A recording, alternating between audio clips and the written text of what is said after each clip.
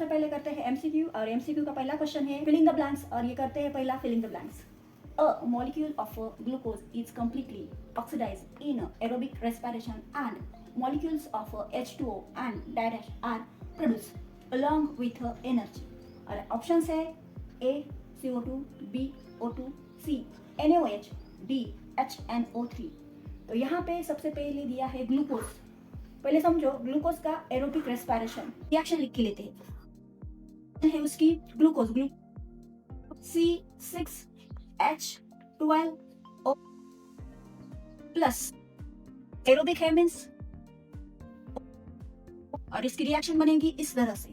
तो यहाँ पे दिया है मॉलिक्यूल्स ऑफ H2O, तो यहाँ पे क्या बनेगा प्लस H2O मीन्स कितने H2O बने हैं, ये 6H2O, और प्लस एनर्जी। तो देखो यहाँ पे ये H2O कैसे बने हैं वो मैं पहले बताती हूँ आपको। ये है H2O, और यहाँ पे लिखे ये 6 कार्बन और ऑक्सीजन के मॉलिक्यूल्स, तो ये बनेगा 6C2। तो देखो यहाँ पे उन्होंने तो बोला है H2O बन गया है। मॉलिक्यूल्स मीन्स कितने मॉलिक्यूल बने हैं, 6 मॉलिक्यूल ऑफ H2O, तो ये लिखने आया है। एनर्जी भी आ गई है, बचा क्या है are produce with along with energy. तो यहाँ पे मॉलिक्यूल्स किसके बचे थे, तो ये है CO2। आपका आंसर होगा ए। आंसर आपको इस तरह से लिखना है A CO2, और ये है आपका सही आंसर। और अब चलते हैं दूसरे प्रश्न की तरफ। दूसरा प्रश्न, vinegar contain dash acid. Option है A acetic acid, B lactic acid, C tartaric acid, D hydrochloric acid. तो आपको सबको पता है लैक्टिक एसिड मिल्क में होता है, टार्टारिक एसिड इमली में होगा, और हाइड्रोक्लोरिक एसिड हमारे स्टमक में रहता है। और इसका सही आंसर है A एसिटिक एसिड। आपको लिखना है इस तरह से A, option A acetic acid. यही आपका सही आंसर। बढ़ते हैं तीसरे प्रश्न की तरफ। Any nucleotide of the gene suddenly change its position that cause a minor change which is nothing but the dash।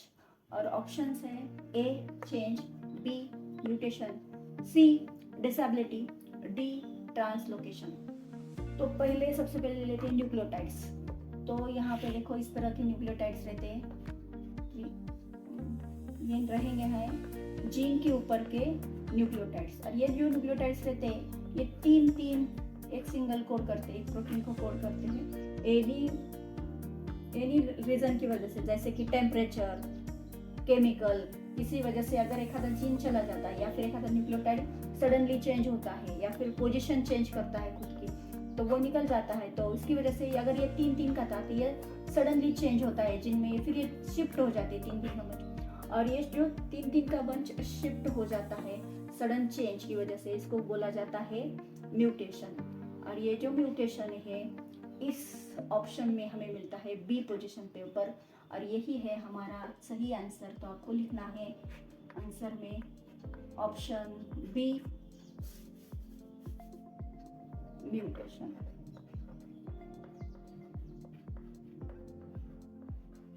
यही है सही आंसर। चलते हैं फोर्थ क्वेश्चन की तरफ, और वो है in human sperm production occur in the dash। What's the difference? B ejectatory duct, testes, urinogenital duct। और आंसर इस तरह से, वैसा डिफरेंस नहीं है। ये तो क्या है, वो एक टाइप की ट्यूब है जहां से स्पर्म पास होते हैं, प्रोडक्शन होने के बाद स्पर्म पास होते हैं। और दूसरे इजेक्टरी डक्ट ये भी नहीं है क्योंकि यहाँ पे स्पर्म को न्यूट्रिशन मिलता है। और सी है टेस्टिस, डी यूरिनोजेनेटियल डक्ट, ये भी नहीं है। तो सही आंसर है आपका टेस्टिस में स्पर्म प्रोडक्शन होगा। और आपको आंसर इस तरह से लिखना है ऑप्शन सी टेस्टिस। ये है आपका सही आंसर। चलते हैं 5वें प्रश्न की तरफ। और solar photovoltaic cell converts the solar radiation energy directly into dash energy. और ऑप्शन है इस तरह के: A chemical, B solar, C mechanical, D electrical. जब ये सोलर फोटोवोल्टिक सेल पढ़ाया जाता है तब cell conversion the solar energy, उसका एक सिस्टमैटिक डायग्राम है, वो इस तरह से है।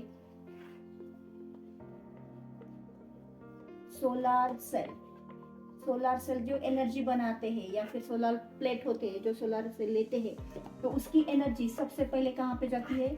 एक दूसरे इसमें कन्वर्ट होती है और वो होती है बैटरी।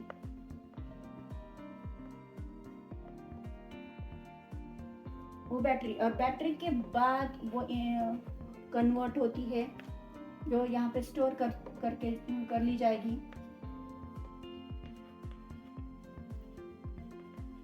वो होगी इन्वर्टर में, और उसके बाद उसका कन्वर्शन होगा अल्टरनेट एनर्जी या फिर एसी में। तो यहाँ पे सोलर सेल, यहाँ पे देखो solar photovoltaic cell means solar cell convert the solar radiation, वो कहाँ पे कन्वर्ट कर रहे हैं? बैटरी में, और बैटरी को ही बोला जाता है इलेक्ट्रिकल एनर्जी। तो आपका सही आंसर है डी इलेक्ट्रिकल। आपको लिखना है इस तरह से ऑप्शन डी और इलेक्ट्रिकल। यह है आपका सही आंसर। और चलते हैं क्वेश्चन फर्स्ट बी की तरफ। Answer the following question. इसमें सबसे पहले है find the odd one out. यहाँ में फ्रैगमेंटेशन, रीजनरेशन, बर्डिंग और फर्टिलाइजेशन। फ्रैगमेंटेशन एक रिप्रोडक्शन का टाइप है जिसके अंदर ये स्पाइरोगायरा होता है। स्पाइरोगायरा इस तरह से फिगर होती है, स्पाइरोगायरा। और स्पाइरोगायरा से फ्रैगमेंट टुकड़े होते हैं, उसको बोला जाता है fragmentation.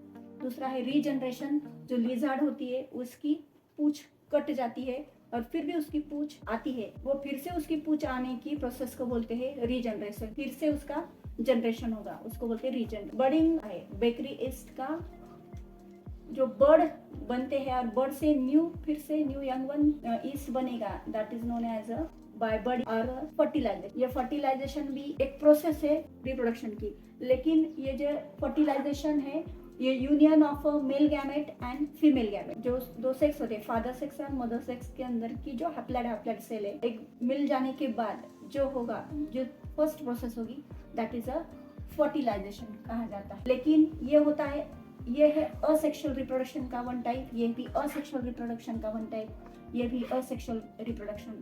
This is only odd one because this is a sexual reproduction. ये है सेक्सुअल रिप्रोडक्शन का टाइप, इसकी वजह से फर्टिलाइजेशन ऑड है। तो आपका आंसर होगा इस तरह का fertilisation.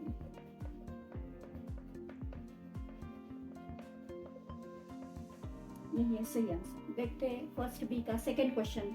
Right the correct correlation. Diabetes, insulin, cancer. Diabetes एक बीमारी है, उसको शुगर की बीमारी भी कहा जाता है या फिर उसको मधुमेह बोला जाता है। और जो होता है कौन से प्रोटीन की वजह से, कौन से अमाइनो एसिड की वजह से होता है, उसका होता है वो इंसुलिन। आपको पता है जिसको डायबिटीज होता है वो इंसुलिन की टैबलेट्स इंजेक्शन लेता है, और उसकी वजह से कभी कभी कैंसर भी हो जाता है। तो वो कैंसर कौन सी बॉडी में होगा? तो इंसुलिन कहाँ पे बनता है? इंसुलिन बनता है पैंक्रियाज में, और जिसकी वजह से कैंसर हो, जिस बॉडी पार्ट को कैंसर होगा उसका नाम ही पैंक्रिया।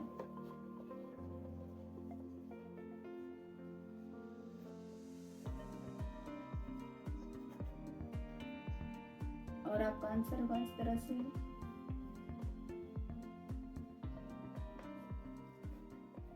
Thank you. आज के लिए बस इतना ही है, मिलते हैं अगली वीडियो में। Like share subscribe.